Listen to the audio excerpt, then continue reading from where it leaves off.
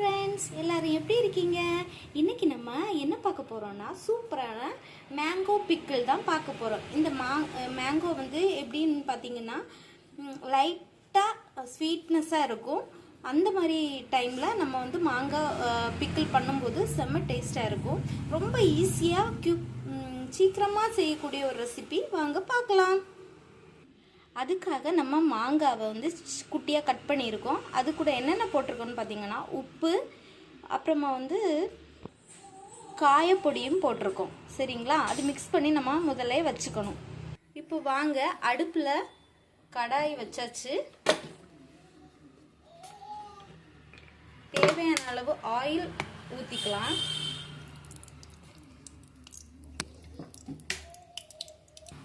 கடுகு போட்டுக்கலாம். கடுகு உடைஞ்சதும் கருவேப்பிலை போட்டுக்கலாம். இப்போ நம்ம மிக்ஸ் பண்ணி வச்சுட்டு மாங்காவை போட்டுக்கலாம்.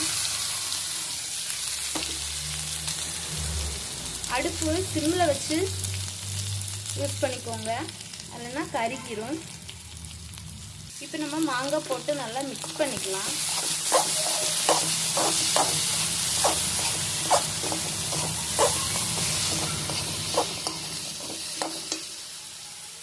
இப்போ மாங்காய் கூட தேவையான அளவு மிளகாத்தூள் போட்டுக்கலாம்.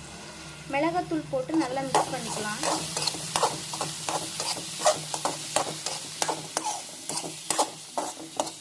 மிளகாத்தூள் போட்டு மிக்ஸ் பண்ணும்போதே செம கலர்ஃபுல்லாக இருக்கும்.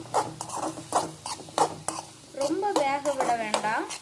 சீக்கிரமாக நம்ம இந்த பச்சை வாசம் மாறினோன்னா அதை வந்து நம்ம எடுத்துக்கலாம். இப்போது கடைசியாக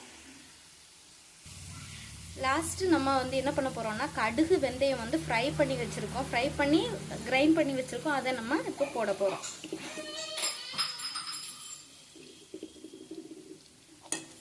அவ்வளோதான், சூப்பரான பிக்கிள் ரெடி ஆயிடுச்சு.